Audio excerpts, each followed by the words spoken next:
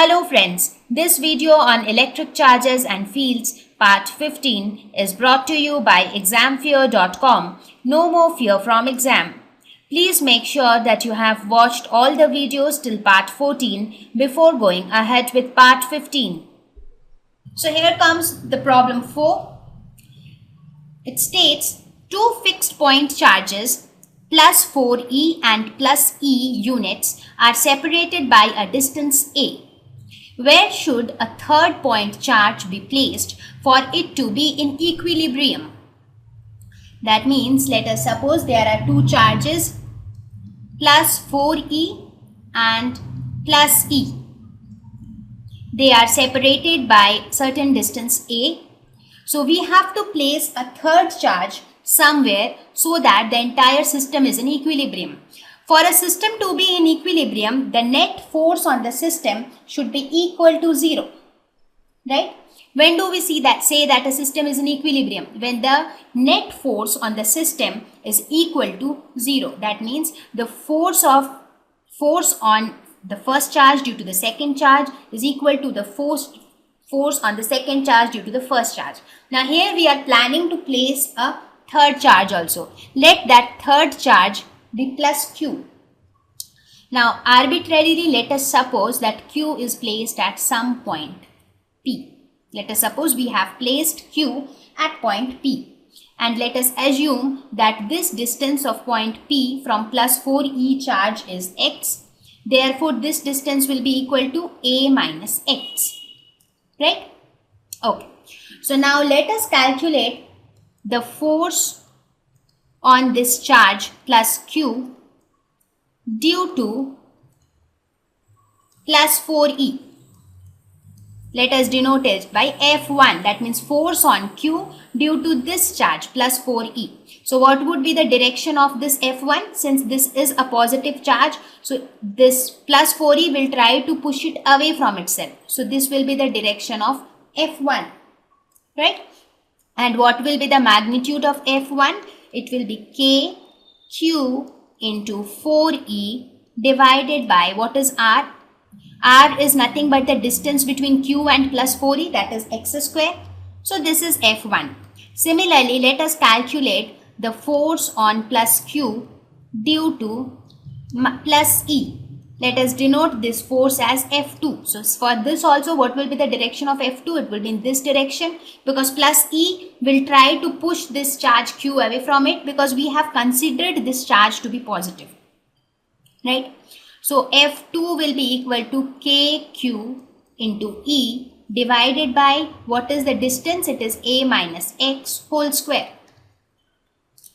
Now as I told you, for the charge to be in equilibrium, if we want that the third charge is in equilibrium, for equilibrium the net force on the charge q should be equal to 0.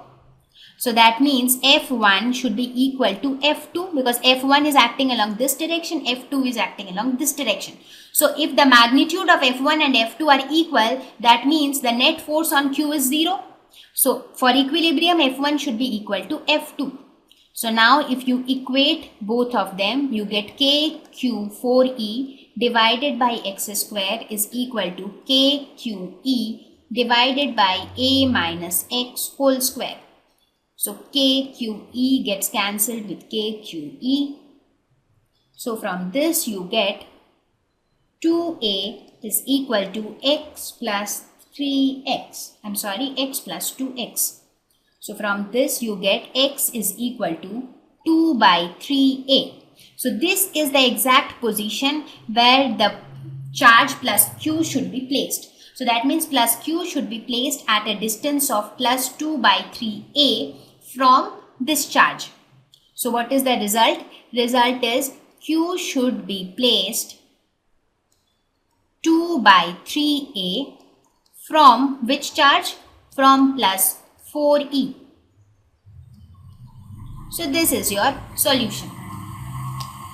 So how did we approach this problem? We don't know where this charge will be placed. Whether it will be placed between the two charges or it will be placed outside one of the charges. I mean, instead of this point, it could have been this point, it could have been this point, it could have been any point, right? So we just assumed that it is placed at some point. which is at some distance x from one of the charges. With using that, we calculated the net force on that third charge. Now, since the question asks the third charge to be in equilibrium, so for equilibrium, the net force on the third charge should be equal to 0. So, using that, we were able to solve the problem. Problem 5 states that let a charge q on a body be divided into two charged bodies, okay? And these bodies thereafter are kept at a certain distance from each other. Let us suppose the charge capital Q is divided into two charges. Let us say small q and capital Q minus small q. So this is divided into two parts. Now these two charged bodies are kept at certain distance from each other, Q and Q minus Q. Show that the force between the bodies is maximum if Q by small q is equal to 2. So for that we have to calculate the force between the two bodies. So from Coulomb's law, what would be the magnitude of the force between these two bodies? K into small q into capital Q minus small q divided by r square, if r is the distance between them, right? So we have to calculate for what value of Q this force will be maximum. You would have studied in your mathematics derivation chapter, differentiation, maxima and minima. You would have studied that in order to calculate the point of maxima or minima, what we do? We differentiate this function with respect to Q. So we will find out df by dq. We will also find out d square f by dq square. I'm sorry, because capital Q is a constant. We know what is the value of capital Q. So let us calculate df by dq because we want to know the maximum value of f for which value of q. We want to know the maximum value of f with respect to this value of small q. So what will be this? This will be equal to k by r square into capital Q minus 2q, right? So now in order to find out the point of maxima, we assume this to be equal to 0.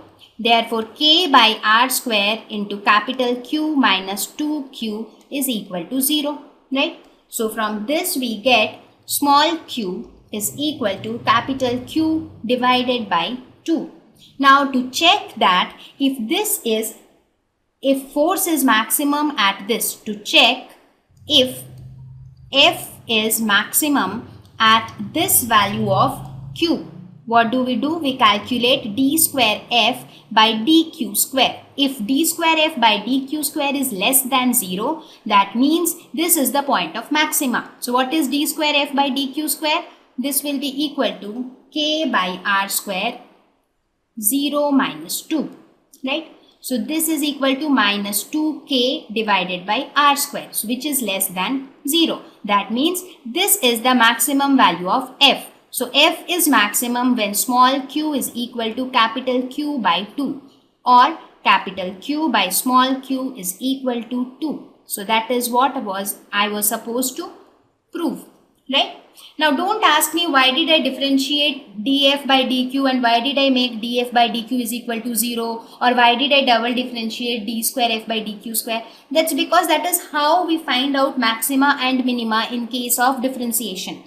Please refer your videos on application of derivatives or differentiation lesson which talks about this maxima minima details, right?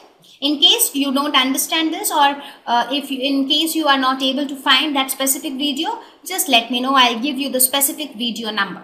The problem says find the magnitude of the resultant force on a charge of 1 microcoulomb held at point P.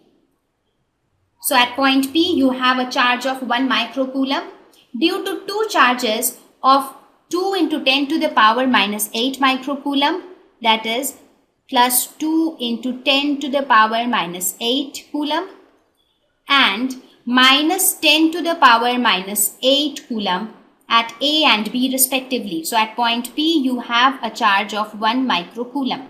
So you have to find out the magnitude of the resultant force on this charge at P due to charges at A and B respectively. Given AP is equal to 10 centimeter.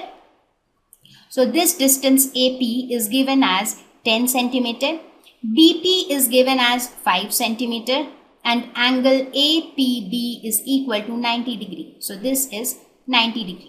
So these are the values that are given in your question. So you have to find out the force at P due to A and the force at P due to B, and then you have to find out the resultant force. So first let us calculate force on P due to A.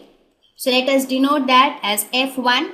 So this is a positive charge, this is also a positive charge. So what would be the direction of force on P due to A? What will A try to do? A will try to push it away from itself. So the direction of F1 would be like this. Now let us calculate the magnitude of F1. F1 would be K into QA, QB, not QB, it is QP rather, divided by R square. What is R? R is nothing but AP, that is AP square. This would be the magnitude. So let us calculate the magnitude. It is 9 into 10 to the power 9. QA is nothing but 2 into 10 to the power minus 8. QP is nothing but 1 into 10 to the power minus 6.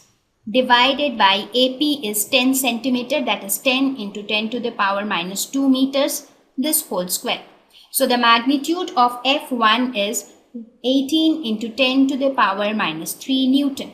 And the direction is along, let us suppose this is some point N.